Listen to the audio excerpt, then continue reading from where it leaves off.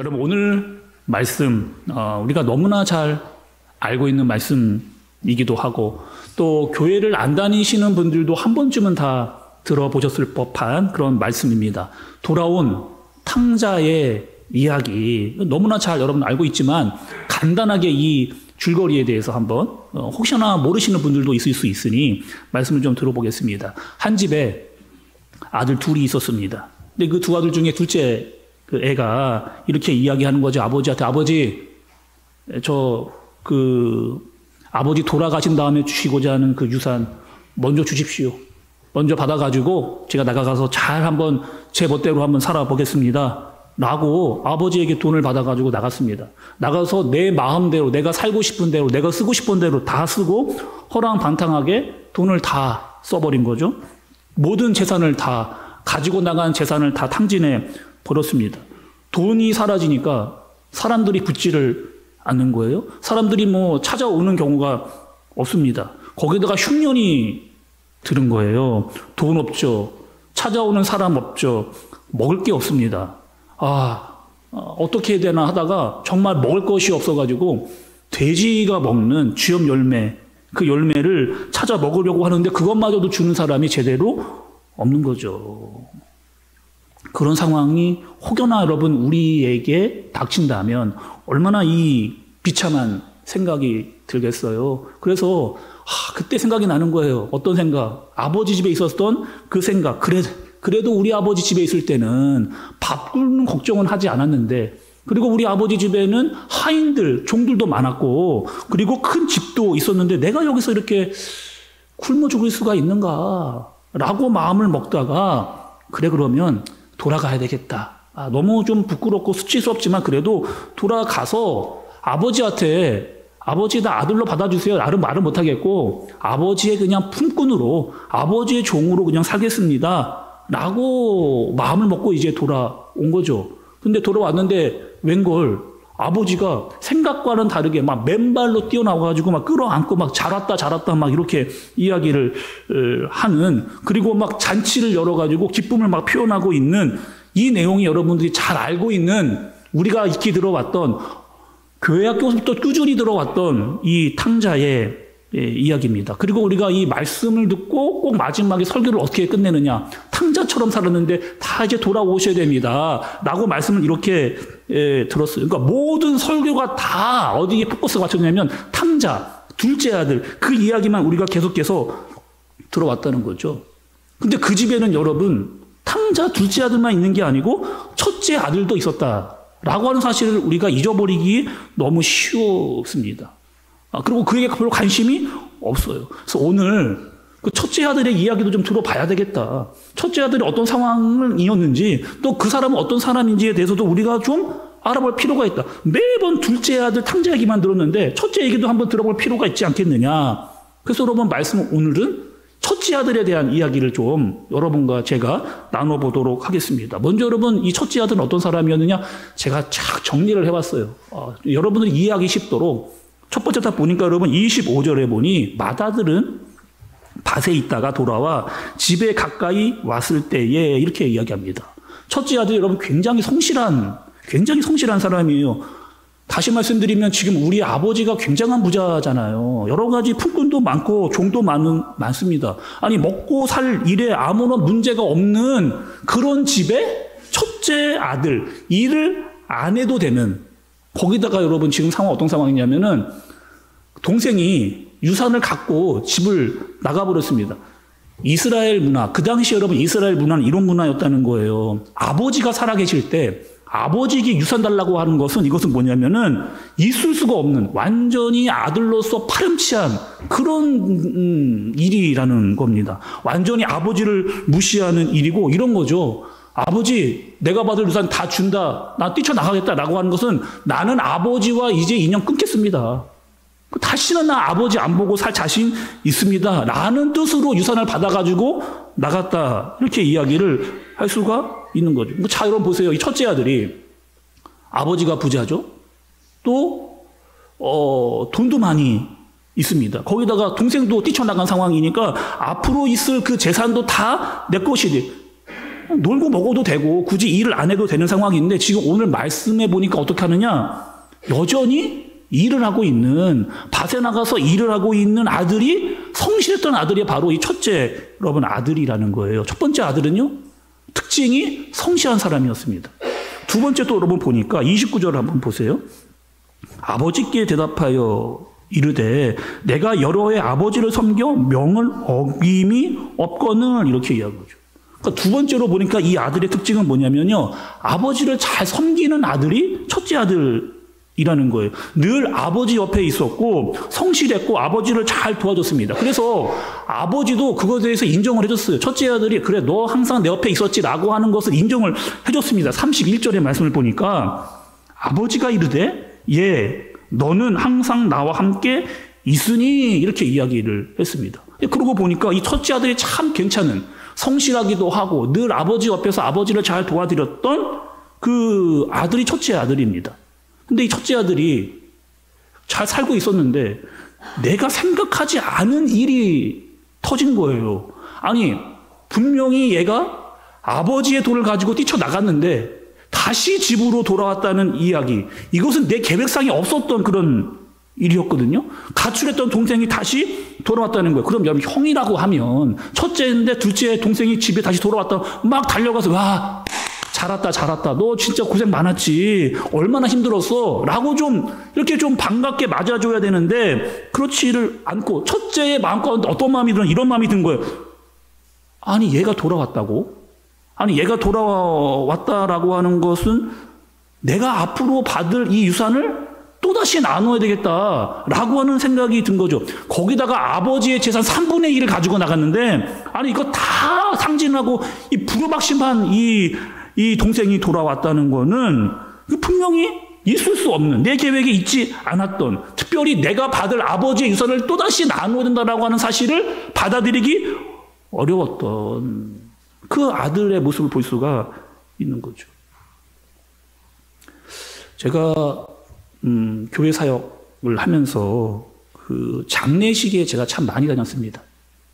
교회에 이렇게 사역을 하면서 제법 인원이 되는 교회에서 장례가 많이 났어요. 거기 장례를 제가 막 많이 다녔는데 그 목사로서 여러분 그 장례식에 딱 가면 장례식에 느껴지는 영적인 분위기가 있습니다. 아, 이 가정은 굉장히 지금 장례식을 치르고 있지만 굉장히 화목하구나. 서로 마음을 잘 모아서 서로 위로하고 격려하고 사랑을 하는 가정이구나라고 느껴지는 가정이 있고, 또 딱 들어가면 뭔가 이 분위기가 굉장히 냉랭하고 목사님이 왔는데도 아무도 이 맞이하는 사람이 없는 그런 집에 제가 장례식을 갔어요. 가서 이제 예배를 드렸습니다. 드리고 나서 뭔가 좀 분위기가 이상해서 그분들의 이야기를 제가 이게 듣게 된 거예요.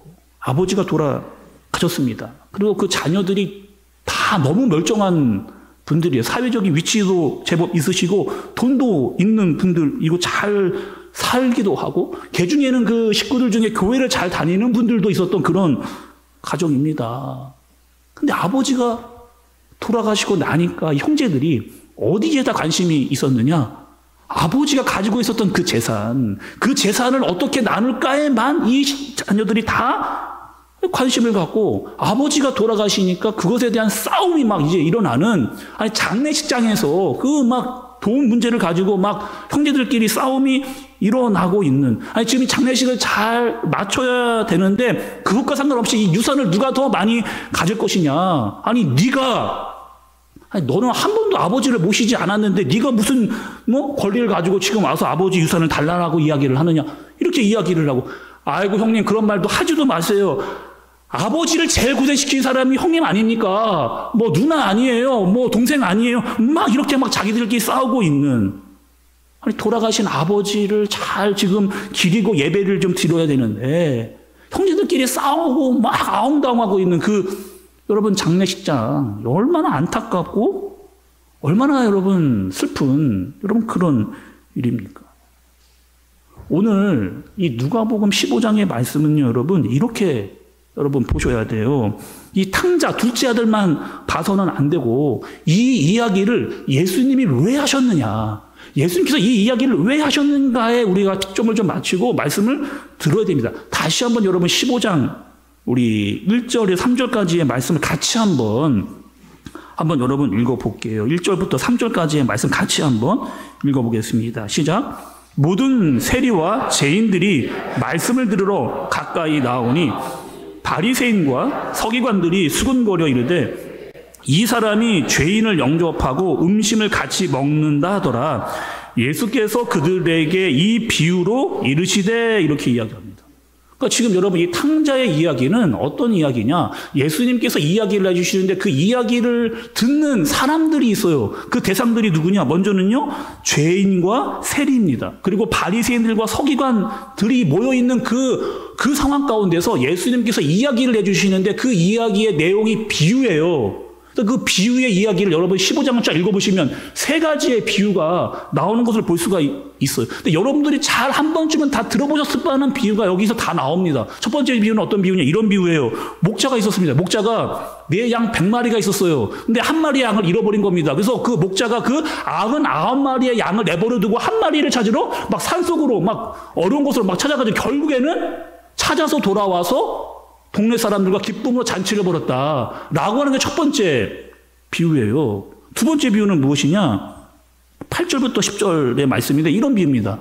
한 여자가 10드라크마, 그러니까 10가지 동전을 가지고 있었는데 하나를 잊어버린 거예요, 이 여자가. 그랬더니 이 하나 잃어버린 거를 끝까지 찾아내서 다시 이렇게 발견하는 그 비유가 등장을 합니다. 그 세 번째 비유가 여러분 11절부터 32절에 이 탕자의 비유인 거예요. 근데 중요한 것은 여러분, 탕자가 이 둘째 아들만 탕자가 여러분이 아니라는 겁니다. 이 둘째 아들은 실제로 집을 나간 탕자인데 이 집 안에 있었지만 집 안에도 뭐 하는 거예요? 탕자가, 집 나간 탕자 말고 집 안에도 탕자가 있었다라고 하는 이 이야기를 한 번도 가출한 적이 없는데 이 첫째 아들이 바로 또 다른 탕자로 그 집에 아버지와 함께 있었던 거죠. 밖에서 일을 했습니다. 열심히 했어요. 그리고 시끌벅적해서 집에 돌아와서 보니까 아니 동생이 와 있다는 거예요. 동생이 왔는데 오늘 말씀해 보면은 형이 기뻐했다는 이야기는 한마디도 찾을 수가 없습니다. 동생에게 달려간 적 한 번도 없고 동생에게 잘 왔다 막 기뻐하며 축하해주고 막 환영해주는 경우 한 번도 보지 못하는 거죠. 첫째가 어떡하냐? 아버지에게로 갑니다. 아버지도 이렇게 이야기를 하는 거. 아버지 너무하는 거 아닙니까? 아니 아버지 너무하는 거 아니에요? 아니 동생은 집 나가서 아버지 유산 3분의 1을 다 탕진하고 돌아와서 지금 돌아왔는데 또 여기다가 잔치를 벌여주신 나는요, 아버지 나는 아버지 옆에 계속 있었고 아버지를 위해서 일했는데 아버지 나에게 해준 게 뭡니까 도대체? 나를 위해서 염소 한 마리 잡아준 적이 없고 나를 위해서 잔치 한 번 벌여준 적이 없는데 아버지 진짜 너무하는 거 아닙니까? 라고 원망과 불평을 지금 다 누구에게? 아버지에게 막 쏟아놓고 있는 거죠. 거기다가요, 형인데 동생을 동생으로 부르지를 여러분 않습니다. 30절에 보면요, 아버지의 아들이라고 불러요. 동생을 아버지의 아들. 그러니까 이런 거죠. 당신의 아들이 이렇게 한 거 아닙니까? 여러분, 이 상황이 지금 이게 어떻게 된 상황이에요? 첫째 아들이 분명히 아버지 옆에 있기는 있었습니다. 아버지와 같이 살았어요. 아버지한테 잘하는 것 같았어요. 그런데 정작 제일 중요했던 그 아버지의 마음은 이 첫째가 알지를 못한 거죠. 동생이 돌아와서 같이 기뻐하고 행복해 해야 되는데 내 것을 빼앗길 것 같은 그 마음으로 아버지가 싫어, 아버지가 미워요, 동생 보고 싶지 않습니다. 이런 마음이 첫째의 마음 가운데 가득 드는 거죠. 여러분 그 매너리즘이라고 하는 말 많이 들어보셨잖아요. 매너리즘. 매너리즘의 뜻은 이런 뜻입니다. 어떤 뜻이냐면 습관적으로 어떠한 일을 계속 반복하다 보니까 타성에 젖은 거예요. 매너리즘. 습관적으로 같은 일을 계속 반복하다 보니까 타성에 젖는다라고 하는 뜻이 이 매너리즘입니다. 그러니까 저도 이번 설교 말씀을 준비하면서 이 매너리즘이라고 하는 뜻을 제가 좀 이런 뜻이었어? 이렇게 제가 알게 됐거든요. 이 매너리즘이라고 하는 이 용어 자체가 어떻게 시작이 되느냐 보니까 이 매너리즘은요, 미술 사조로 시작된 그런 단어입니다. 16세기의 유럽에서 르네상스 그 문화가 여러분 활발했잖아요. 그래서 굉장히 많은 화가들이 그 당시 르네상스 시대에 그림을 그렸습니다. 여러분들이 잘 아시는 레오나르도 다빈치, 미켈란젤로 다 그 르네상스 시대 때에 그림을 그렸던 사람들이 다 어마어마한 걸작들이 막 르네상스 시대에 막 이렇게 나왔단 말이죠. 근데 그 시대가 계속 시간이 지나가다 보니까 그 르네상스에 많은 화가들이 나왔는데 화가들 100이면 100 다 어떻게 그림을 그리느냐? 계속 르네상스화된 화풍과 화법으로 계속 그림을 그리는 거예요. 그러니까 처음에는 와 이런 걸작이 나왔어 라고 이야기를 했는데 계속 시간이 가면 갈수록 똑같은 그림, 판만에 똑같이 박혀있는 그런 그림만, 그러니까 그런 미술의 사조를 매너리즘의 시대다, 사조다 이렇게 이야기를 했다는 거죠. 아무런 새로운 것이 없는, 독창적이 없는, 무엇보다 제일 중요한 건 그 그림에 화가의 영혼이 들어가 있지 않은 그냥 모습과 형태만 그림을 그리는 그런 모습. 미술 사조에만 매너리즘이 있는 게 아니고 여러분, 우리 신앙생활에도 매너리즘이 있는 거예요. 똑같이 신앙생활을 한 겁니다. 매주에 습관적으로 우리는 예배를 드리는 거. 그냥 주일이니까 교회에 와서 앉아 있는 거예요. 시간 되니까 그냥 예배를 드리는 겁니다. 그냥 예배 마치고 나면 아무 생각과 아무 느낌 없이 그냥 다시 또 집으로 돌아가 버리는, 예배에 대한 간절함이 없고 하나님에 대한 사랑을 잃어버리고 하나님에 대한 뜨거움이 다 사라져 버린 그냥 타성에 습관적으로 젖어 그런 예배를 혹여나 우리가 드리고 있지는 아닌가. 예수님이 이 땅에 와서 이렇게 말씀을 하셨잖아요. 우리가 이미 여러분 마가복음에서 들었습니다. 마가복음 12장 30절 31절에 예수님이 이렇게 이야기하셨거든요.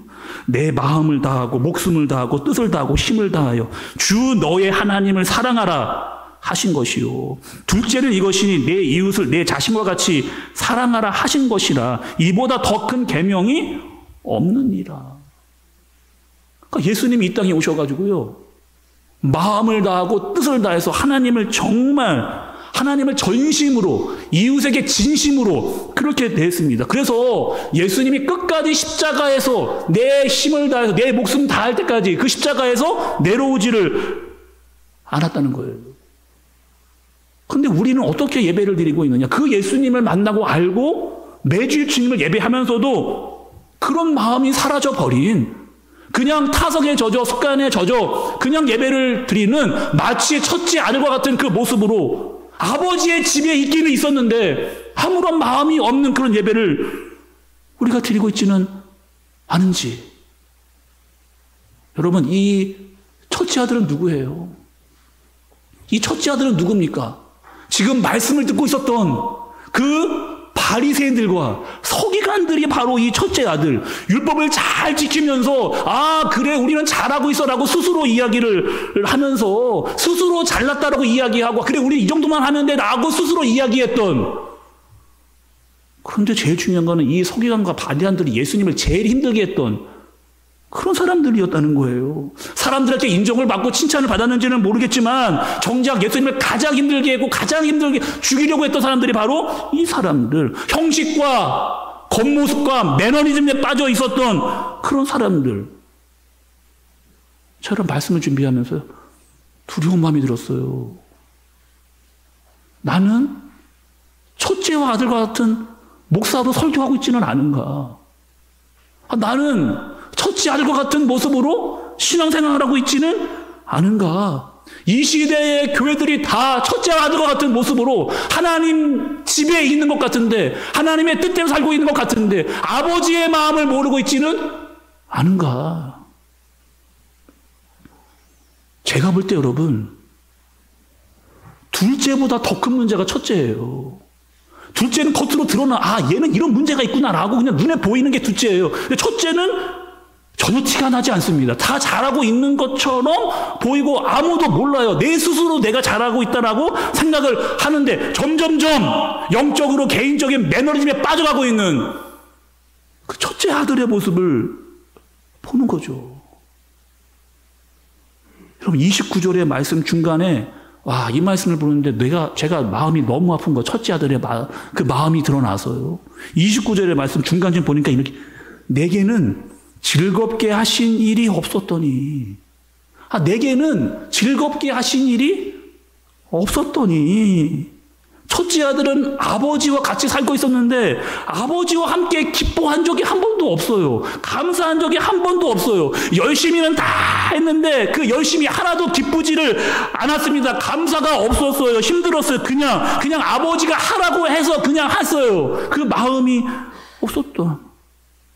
아버지는 여러분 지금 바라는 게 뭐예요? 둘째가 돌아왔단 말이에요. 탕자가 돌아왔어요. 함께 첫째 아들하고 둘째 아들 다 같이 막 기뻐하고 싶은 게 아버지의 마음인데 첫째 아들은 그 마음을 알지 못하고 내가 받을 것에서만 생각을 하다 보니까 아버지의 마음도 동생도 보이지 않는 그런 신앙생활. 말씀 준비하는데 여러분 이 찬양이 제가 막 떠오르더라고요. 이 찬양이. 아버지, 당신의 마음이 있는 곳에 나의 마음이 있기를 원해요. 아버지, 당신의 눈물이 고인 곳에 나의 눈물이 고이기를 원해요. 아버지, 당신이 바라보는 영혼에게 나의 두 눈이 향하기를 원해요. 아버지, 당신이 울고 있는 어두운 땅에 나의 두 발이 향하기를 원해요. 나의 마음이 아버지의 마음 알아. 내 모든 뜻, 아버지의 뜻이 될 수 있기를. 나의 온 몸이 아버지의 마음을 알아. 내 모든 삶, 당신의 삶 되기를.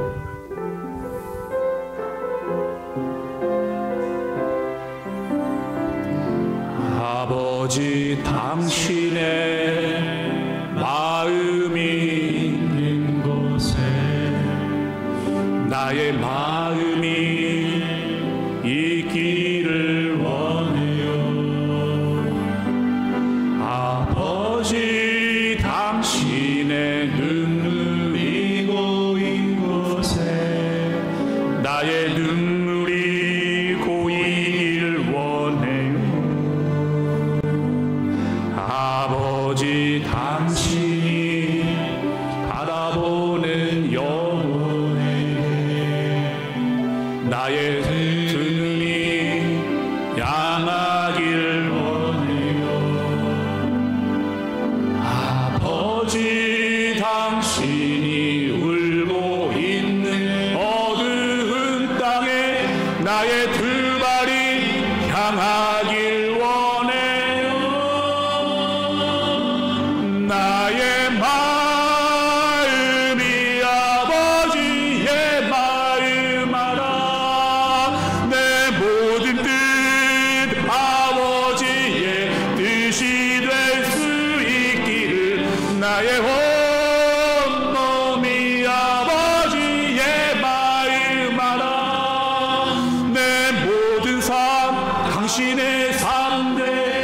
아버지, 당신의 마음이 있는 곳에 당신의 마음이 있는 곳에 나의 마음이 있기를 원해요. 아버지, 당신의 눈물이 고인 곳에 나의 눈물이 고이길 원해요. 아버지, 당신이 바라보는 영혼에게 주님 나의 눈이 향하길 원해요.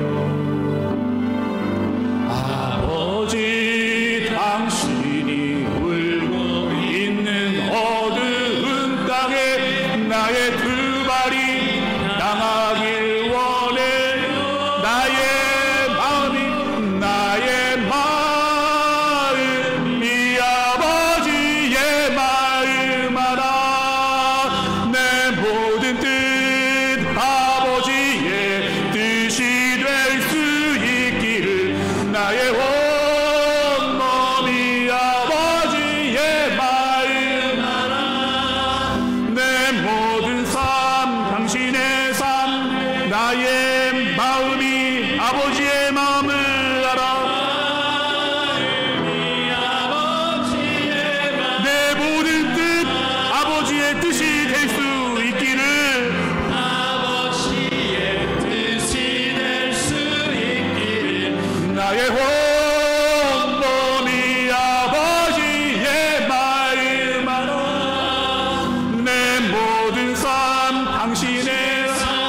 한번 나의 마음,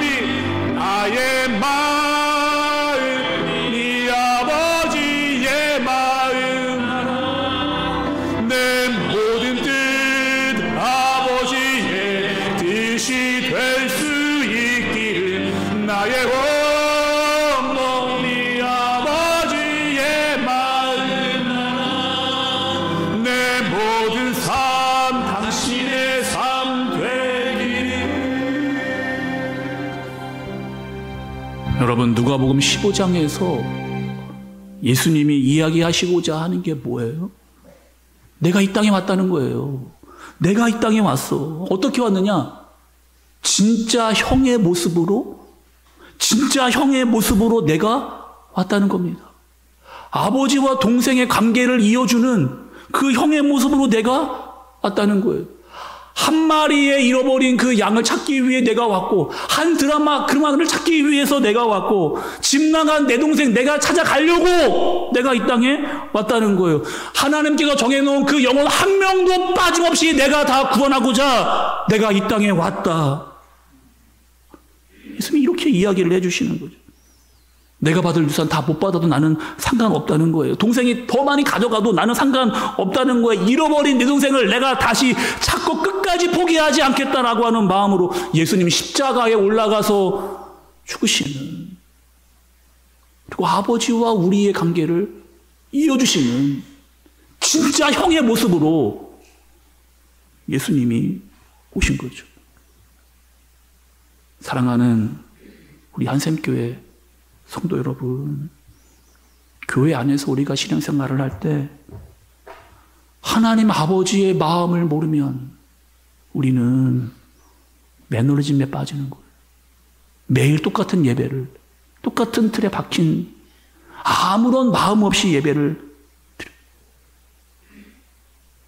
신앙생활 때 여러분 힘들 때 힘들어, 지쳤어, 어려워, 기쁨이 사라지고 감사가 사라져버렸어요. 여러분, 그거는요, 신앙생활이 종교 활동이 된 겁니다. 신앙생활이 종교 활동이 된 거예요. 거기에 빠져 있는 거예요. 나 너무 힘들어요. 아니, 나 건드리지 말고 아무것도 시키지 마세요. 그냥 이 정도 딱 요만큼만 제가 할 테니까 다른 거 절대로 시키지 마세요. 새로운 거 싫습니다. 받아들이기 싫어요. 새로운 성도 새 가지고 오는 거 별로 관심 없어요. 전도 그 다른 사람이 할 일, 내 할 일은 아니라는 거. 그거는요, 아버지의 마음을 모르는 거예요.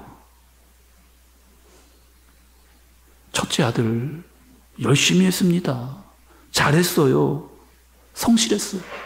내가 하고 싶은 것만 한 겁니다. 내가 하고 싶은 것만. 아버지의 마음을 모르지. 우리는 좀 달라야 되지 않겠습니까? 우리 달라야 되지 않겠어요, 여러분?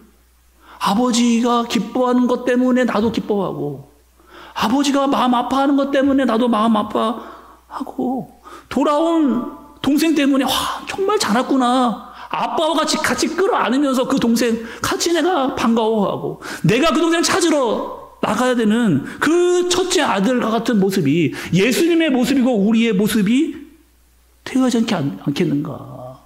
그게 아버지의 마음이에요.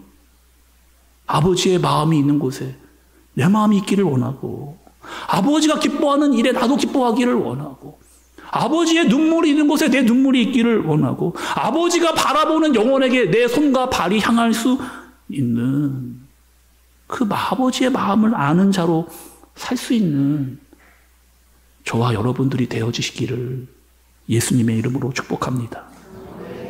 우리 시간 여러분, 들은 말씀을 좀 기억하면서 기도할게요. 우리는 너무 쉽게 탕자 이야기를 들었습니다. 첫째 아들이 다른 사람 얘기가 아니고 첫째 아들이 내 이야기였어요. 잘하는 줄 알았습니다. 성실한 줄 알았어요. 집안에 탕자가 있었던 거예요. 스스로 잘하는 줄 알고, 아버지의 마음도 동생에 대한 마음도 다 사라져버린, 내 일만 하면서 만족하고 있는, 아니 그 모습이 내 모습이 아닌가.